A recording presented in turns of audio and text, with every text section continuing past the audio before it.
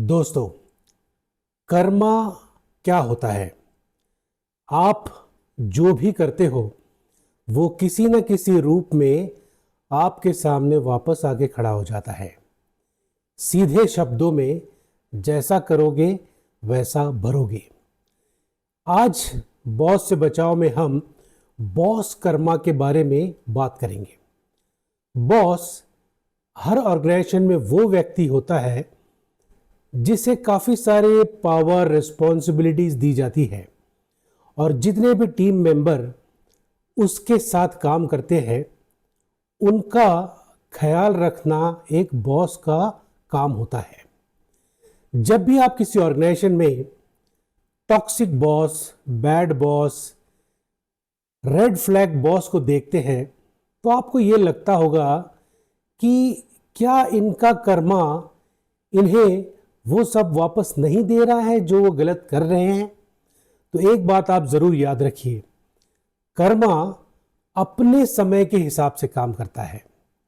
और इस कलयुग में सबसे अजीब बात यह है कि आपके दाहिने कंधे में अगर भगवान है तो आपके बाएं कंधे में शैतान होता है। आपको भगवान हमेशा वो बताता है कि क्या सही है और क्या गलत है, और शैतान आपको हमेशा प्रेरित करता है कि आप गलत साइड को चुनें। हर इंसान को ये चॉइस जरूर मिलता है कि एक्शन क्या लेना है।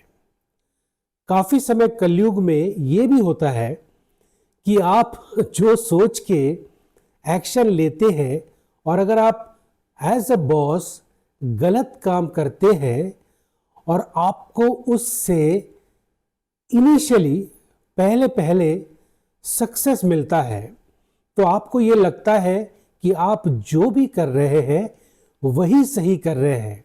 मगर कर्मा इससे बहुत बड़ा होता है। कर्मा अपना समय लेता है, और एक दिन जब वो कर्मा लौट के आता है तब अचानक आपको लगता है कि ये मेरे साथ क्या हो गया, मैंने तो ऐसा कुछ गलत किया ही नहीं था, तो ये मुझे क्यों ऐसे गलत एक्सपीरियंसेस हो रहे हैं। और तब जाके शायद उस टाइप के बॉसेस को ये रियलाइजेशन होता है कि बॉस कर्मा रियल है और वो आपके पीछे हमेशा लगा रहे। बॉस कर्मा से रिलेटेड मैं कुछ रियल कॉर्पोरेट स्टोरीज आपको बताना चाहूँगा। बहुत कुछ समय पहले मैं जब अपने ऑर्गेनाइजेशन के एचआर हेड से एक इस टाइप का डिस्कशन हो रहा था कि मेरा अगला रोल क्या हो सकता है, मैं कौन से एरिया में कंट्रीब्यूट कर सकता हूँ, या मैं कौन सी नई रिस्पॉन्सिबिलिटी ले सकता हूँ। तो उस टाइम के जो मेरे एचआर हेड थे उन्होंने बड़े कॉन्फिडेंस से मुझे कहा कि ये रोल आपके लिए ठीक है, हम आपको इस तरीके से देख रहे हैं, हम चाहते हैं कि आगे जाके आप ये रोल प्ले करें। जब मैंने उनकी आंखों में देखा तो मुझे ऐसे ही समझ में आ गया कि वो जो भी बोल रहे हैं वो सरासर झूठ है, क्योंकि उनको मैं इतने अच्छे से जानता था और मुझे पता था कि ये मेरे लिए अच्छा सोच ही नहीं सकते। अभी कुछ दिनों पहले अचानक एक सोशल मीडिया के अपडेट पे मैंने देखा कि उनके साथ बड़ी अजीब सी चीज़ हो गई है, जहाँ पे उनकी तबीयत बहुत ख़राब हो गई है। और तब मैंने देखा, और तब मुझे वो पुरानी बात याद आ गई कि एक समय पे जब इनके पास एक ऑप्शन था कि मेरे साथ जब बात कर रहे थे तो सच बोलते, जो भी होता उसको शेयर करते, बट उन्होंने इतनी सारी झूठी बात कही और आज कर्मा उनको एक अलग ही सिचुएशन दे रही है। मुझे इस बात का बहुत अच्छा लगा कि उस पोस्ट को देख के बहुत सारे लोग जो ये जानते थे कि इनका जो बिहेवियर था या इनका जो कर्मा था वो बहुत अच्छा नहीं था, बट फिर भी सभी लोगों ने उनके अच्छे स्वास्थ्य की कामना की और उन्हें गुड हेल्थ की विशेस दी है।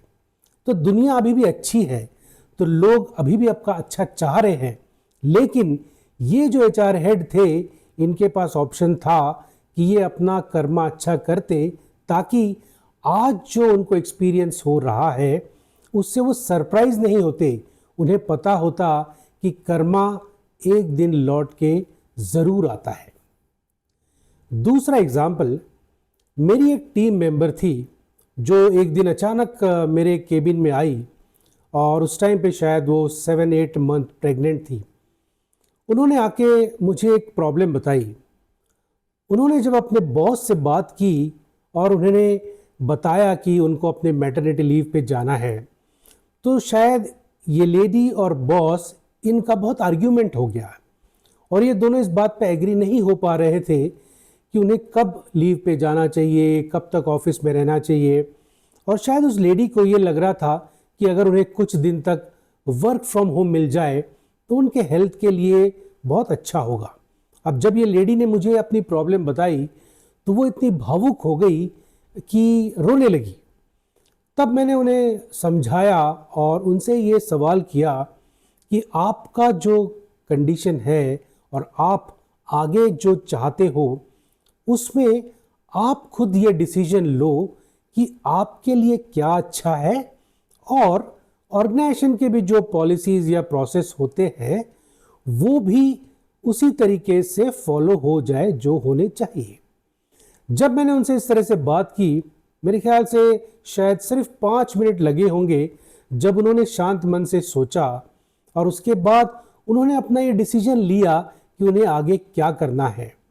और उस डिस्कशन के ख़त्म होने पर उनके चेहरे पर जो मैंने शांति देखी तो मुझे लगा कि एज अ बॉस और एज अ बिग बॉस मैंने जो भी किया उस टाइम पे शायद ये हमेशा याद रखेंगे और मुझे सिर्फ बॉस के हिसाब से याद नहीं रखेंगे, लेकिन जो एक मैं उनके लिए कुछ हेल्प कर पाया इस कंडीशन में तो वो ज़रूर याद रखेंगे। तीसरा एग्जाम्पल, एक बार ऐसे हुआ कि मेरे टीम में काफ़ी सारे मैनेजर्स थे जो काफ़ी सीनियर्स थे। अब उनमें से एक मैनेजर को पता नहीं क्या अलग कुछ फीलिंग हो गई। उन्होंने हमारे जो ऑन साइट का हेड ऑफिस था वहाँ पे कुछ ऐसे मेल लिख दिए जैसे हमारे करंट लोकेशन में बहुत सारे प्रॉब्लम्स चल रहे हैं। अब इसका नतीजा ये हुआ कि ऑन साइट और हेडक्वार्टर ने इसको बहुत सीरियसली लिया और उन्होंने एक बड़े सीनियर से मैनेजर को हमारे यहाँ भेज दिया ताकि वो पता कर सके कि असल में क्या प्रॉब्लम है और इसको कैसे रिजॉल्व किया जा सकता है। अब इस कहानी में हुआ ये कि जब वो सीनियर मैनेजर हमारे यहाँ आए और उन्होंने मेरे ही उस मैनेजर के टीम मेंबर से बात की कि असल प्रॉब्लम क्या है, तो आप सोच भी नहीं सकते क्या हुआ होगा। इन टीम मेंबर्स ने उसी मैनेजर के बारे में ऐसे फीडबैक दिए और ऐसे सच्चाइयाँ बाहर लाके उन सीनियर मैनेजर के सामने रख दी जिसे सुन के वो सीनियर मैनेजर इतने परेशान हो गए और उन्हें लगा कि ये कैसे हो सकता है, ये कैसे पॉसिबल है और ये जो मेरा मैनेजर था वो कैसे सिस्टम में सरवाइव कर रहा है। और अंत में नतीजा ये हुआ कि मेरे उस मैनेजर को डिसिप्लिनरी एक्शन के अगेंस्ट कंपनी से निकलना पड़ा। अब आप सोचिए कि आप कुछ गलत कर्मा करने जाते हैं और वो एक्चुअली आपके ही अगेंस्ट में चला जाता है।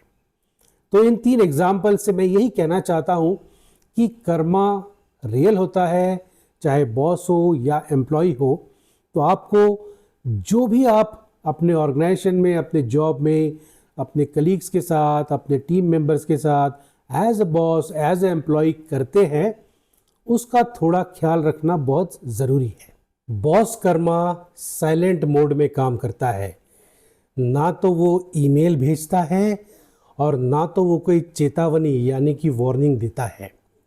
तो इसलिए जब आप कोई बॉस का रोल प्ले करते हैं तो आप हमेशा एक बात याद रखिए कि अगर आप वही रोल जिम्मेदारी के साथ, इंसानियत के साथ करते हैं तो आप अपनी टीम मेंबर्स का ख्याल अच्छे तरह से रख सकते हैं।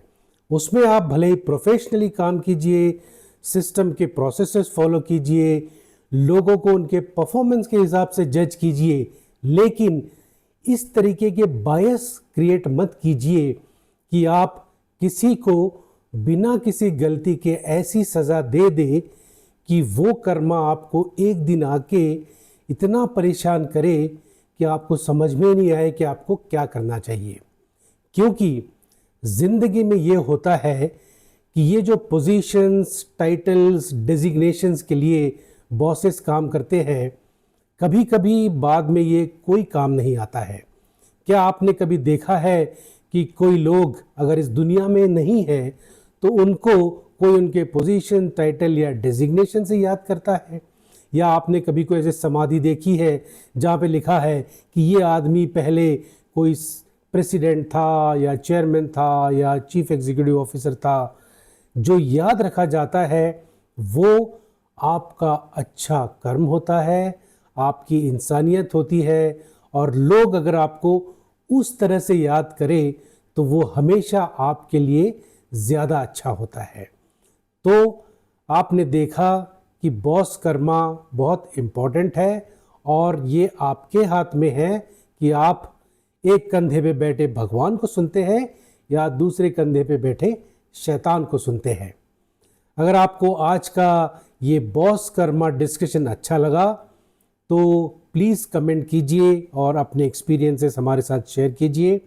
बॉस से बचाव के इन एपिसोड्स को इसी तरीके से आप देखते रहिए, शेयर कीजिए, सब्सक्राइब कीजिए और अपने दोस्तों से भी शेयर कीजिए। धन्यवाद। जय हिंद।